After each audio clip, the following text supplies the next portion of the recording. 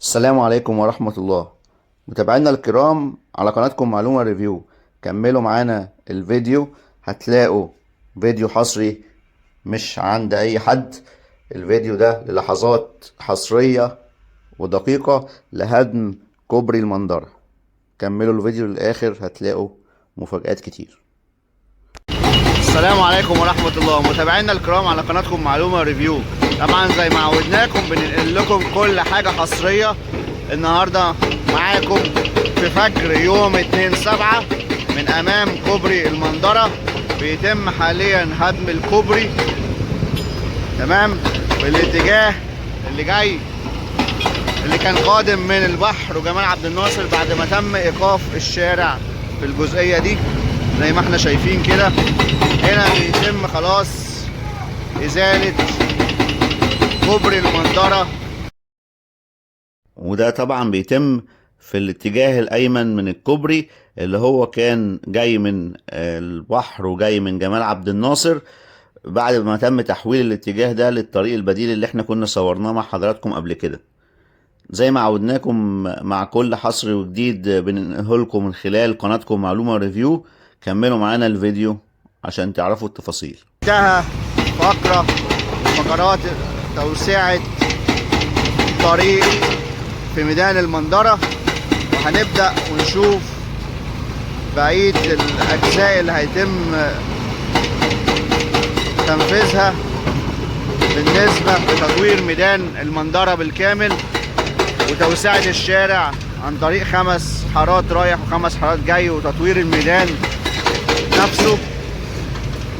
وكمان عشان نكمل المسار بتاع مترو وير زي ما احنا شايفين كده، المسار هنا غير مكتمل، لازم يكتمل زي ما احنا شايفين قدامنا. الكوبري بتاع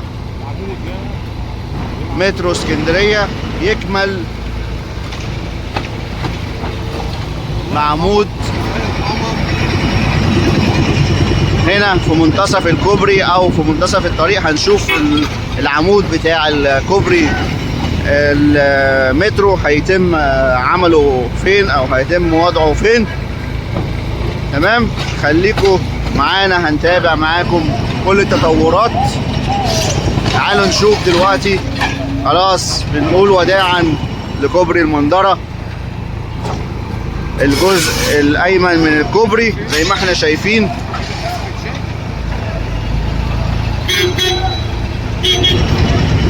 طبعا قبل ما تتم العملية دي كان حصل عمليات استكشافية وتم عمل جسات استكشافية وتم فصل الكاميرات اللي رابطة جزئين الكوبري مع بعض.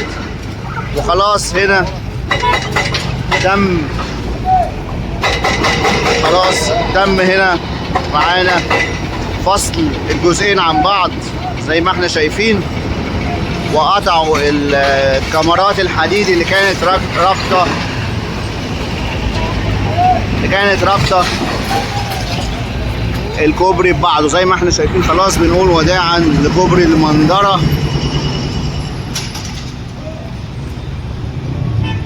اصعب حاجة في تطوير الميدان كانت البدء في هدم كوبري المنظرة زي ما احنا شايفين. معاكم لحظة بلحظة، نتابع معاكم، خليكم معانا ونشوف ايه اللي بيتم عند كوبري المنظرة.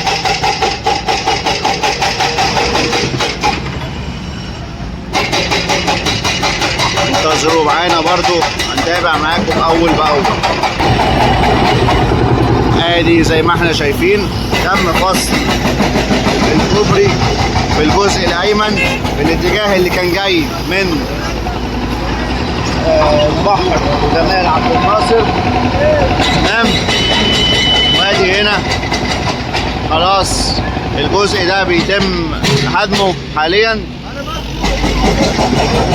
خليكم معانا هنشوف تطورات اول باول.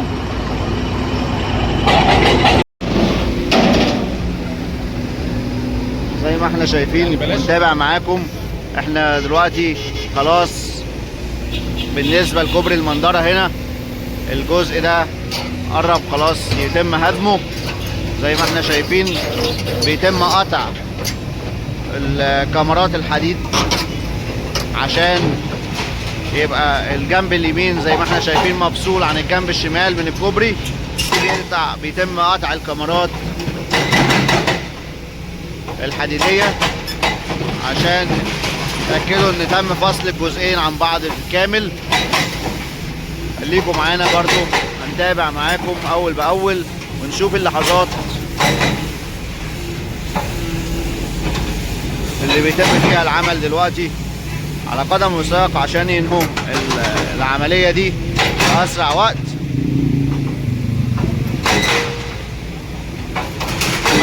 مع مراعاة الامن والسلامة لجميع الناس اللي شغالة والناس اللي ماشية على الارض، سواء قائدي سيارات او مشاة على رجليهم. تمام، خليكم معانا برضو نشوف معاكم كل التطورات اللي بتحصل من عند كوبري المنظرة. زي ما احنا شايفين لحظات حصرية ودقيقة جدا لإزالة كوبري المنظرة او الجزء الاول من كوبري المنظرة.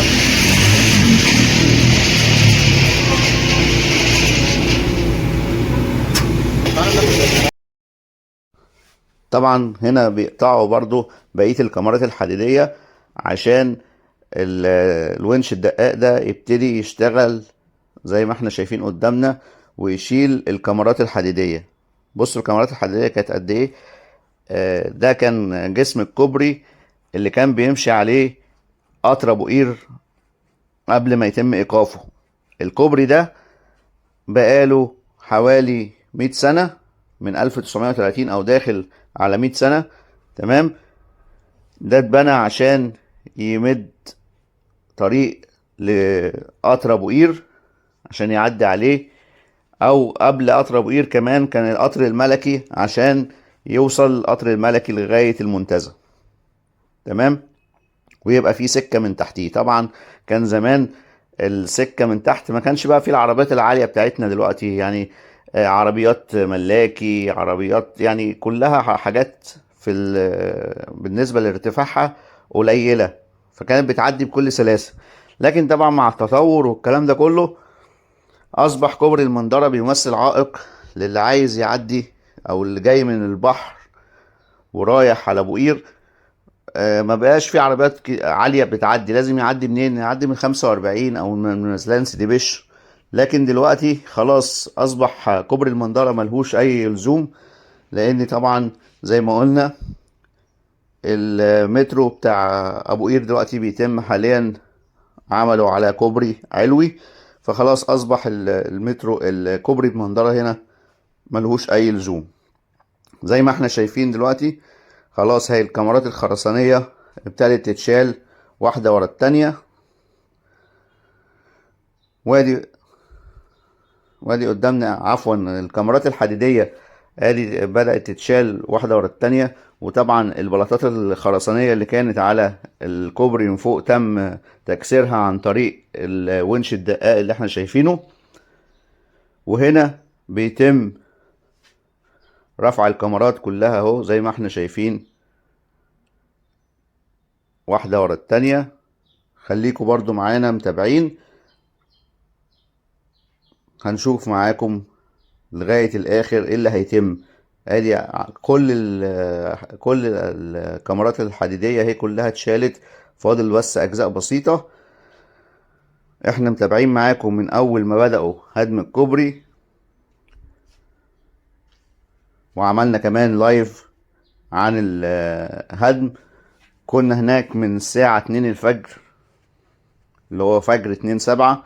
انتظروا معانا برضو في مفاجأة في الفيديو، هنصور لكم فيديو حصري مش هتلاقوه عند اي حد.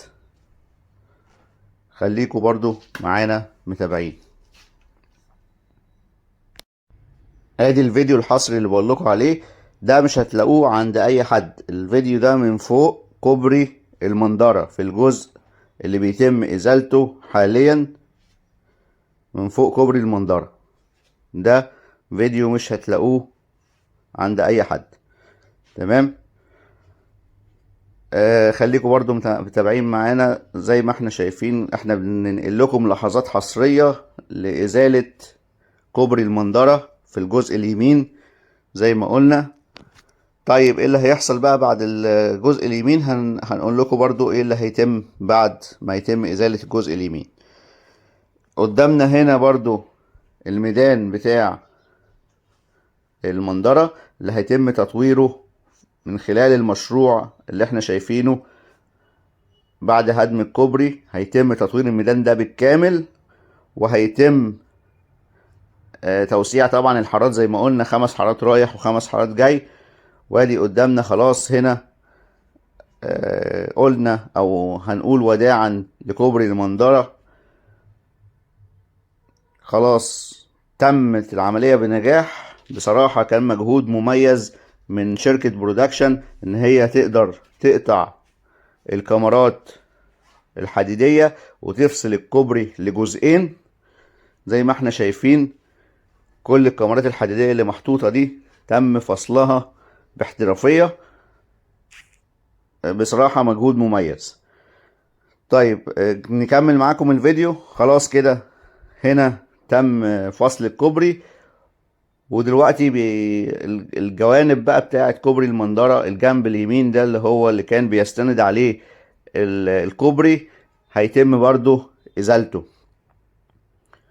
تمام.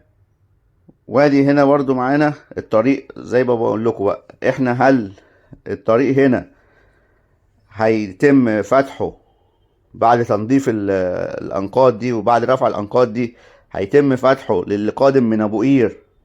يعني بص، لو مثلا تم فتحه للقادم من ابو قير من هنا ويجي يعدي من الملف اللي على ايدنا اليمين اللي هنشوفه دلوقتي، يجي يعدي من هنا ويمشي في الاتجاه اللي رايح للبحر بدل الاتجاه اللي هو ماشي عليه، ويتم بقى هدم الكوبري في الجزئية دي. هل ده ممكن يتعمل ويخلصوا الكوبري، ولا هينتظروا لما يرفعوا منسوب الطريق هنا ويبقى كله يعني منسوب واحد في الجزء اللي كان جاي من البحر ده وتم ايقافه، وهيمشوا عليه بتاع الاتجاه بتاع ابو قير اللي جاي من ابو قير ورايح البحر،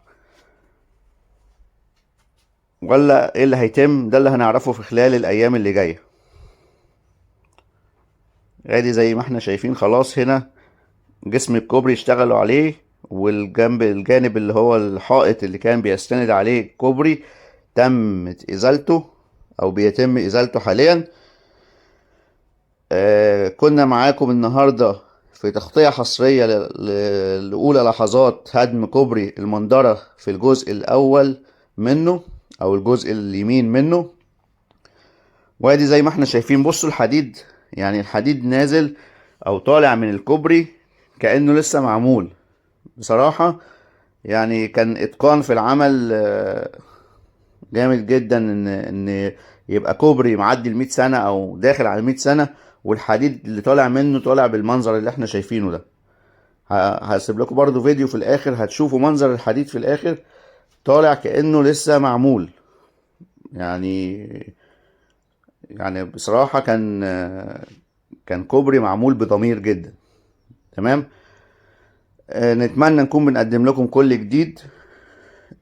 ما تنسوش اللايك والشير، ونشوفكم ان شاء الله على خير في فيديوهات جاية كتير.